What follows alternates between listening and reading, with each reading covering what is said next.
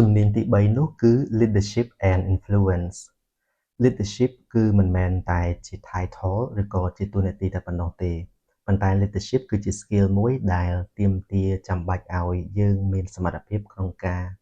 influence ឬក៏ជះឥទ្ធិពលទៅដល់អ្នកដទៃ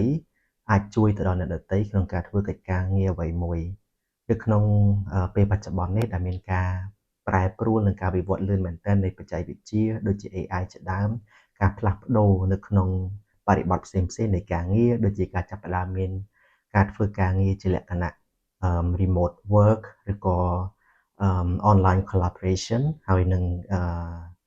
វិសាលភាពការងារកាន់តែទូលំទូលាយក្នុងការសហការជាមួយនឹងដៃគូពាណិជ្ជកម្មឬក៏មិត្តរួមការងារដែលមកពីជ្រុងផ្នែកផ្សេងទៀតនៃពិភពលោកដូច្នេះហើយទើបមនុស្សម្នាក់ចាំបាច់គួរតែមានសមត្ថភាពឬក៏ជំនាញដែលទាក់ទងនឹងការដឹកនាំឬក៏ leadership នេះពីព្រោះវាគឺជាសមត្ថភាពមួយដែលអាចជួយឲ្យយើងងាយស្រួលក្នុងការដឹកនាំគម្រោងងាយស្រួលឲ្យយើងក្នុងការសហការឬក៏ងាយស្រួលក្នុងការឲ្យយើងអាចជំរុញទៅដល់ក្រុមការងារដទៃទៀតអាចសហការជាមួយគ្នាដើម្បីបង្កើនប្រសិទ្ធភាពហើយនឹងអាចទទួលបានភាពជោគជ័យនៅក្នុងការងាររបស់យើងដូច្នេះហើយបច្ចុប្បន្ននេះគឺស្ថាប័នជាច្រើន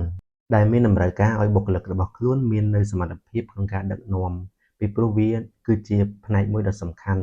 បន្ថែមពីលើសមត្ថភាពក្នុងការបំពេញការងារតាមបែប technical